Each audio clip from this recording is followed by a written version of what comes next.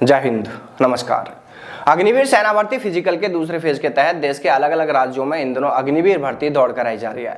लेकिन दूसरी ओर army air force भर्ती वाले वो युवा जिनकी पुरानी अधूरी भर्तियों को सरकार ने अग्निपथ योजना लागू कर रद्द कर दिया था, वो युवा अब एक बार फिर अपनी मांगों को लेकर दिल्ली जंतर मंतर पर पहुंच गए हैं।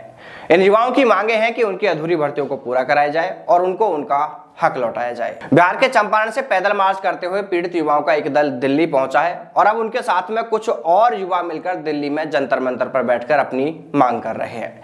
देखिए, हम किसी कारणवश दिल्ली नहीं पहुंच पाए हैं क्योंकि इन 3 दिनों में हमने करीब 2600 किलोमीटर का सफर तय किया है। अभी थोड़ा स्वास्थ्य नरम है, लेकिन जल्द ही दिल्ली भी पहुंचेंगे। लेकिन इस बीच कई युवाओं ने हमें कॉल और मैसेज भी किए हैं। उनका कहना है कि सर, आप दिल्ली आकर युवाओं के इस मुद्दे को जरूर उठाएं। तो देखिए, हम कहना चाहेंगे कि हम हमेशा युवाओं के साथ हैं और उनकी इस वाजिब मांग का हम खुलकर समर्थन करते हैं और हम जल्द ही इसको लेकर दिल्ली भी पहुंचेंगे। लेकिन दिल्ली जंतर मंतर से अभी तक जो तस्वीर हमें देखने को मिली है, उनसे अब ऐसा लगने लगा है, ऐसा दिखने लगा है कि शायद बहुत से युवाओं को अब इससे कोई लेना देना नहीं रह गया है।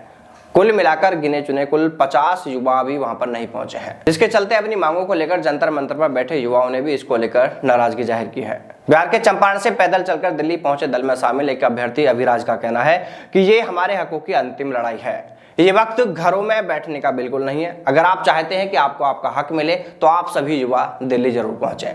उनका कहना है कि अभी 3 दिन की परमिशन फिलहाल ले ली गई है और आगे की परमिशन भी ली जा रही है। इसलिए सभी युवा अपने घरों से निकलें और दिल्ली पहुंचकर बेहद ही शांतिपूर्ण तरीके से अपनी मांगे रखें।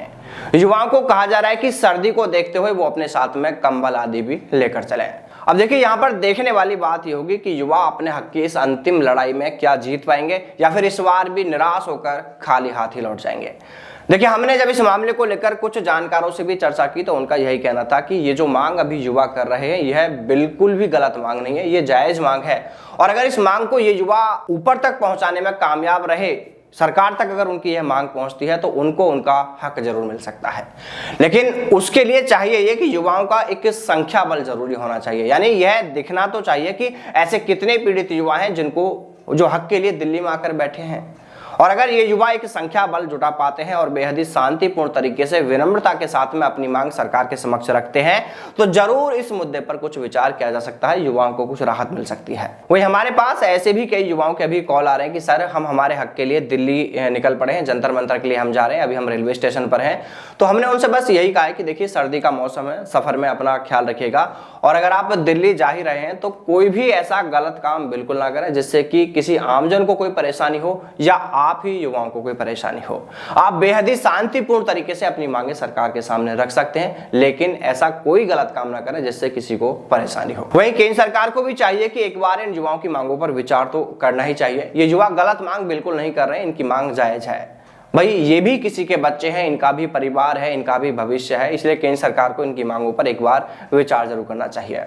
और जो युवा दिल्ली पहुंचे हैं या पहुंच रहे हैं, उनसे फिर एक बार इतना ही कहना है कि देखो, किसी के भी कहने में आकर, आवेश में आकर, भावावेश में आकर कोई भी ऐसा काम बिल्कुल ना करें जिससे कि किसी को भी कोई परेशानी का सामना करना पड़े।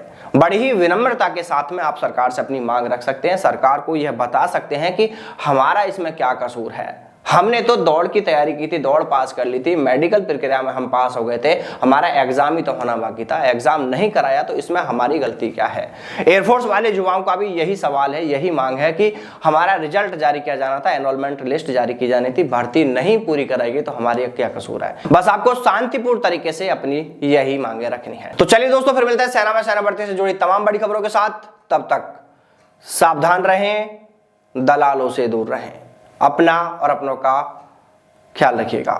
जय हिंद, जय भारत, वंदे मातरम।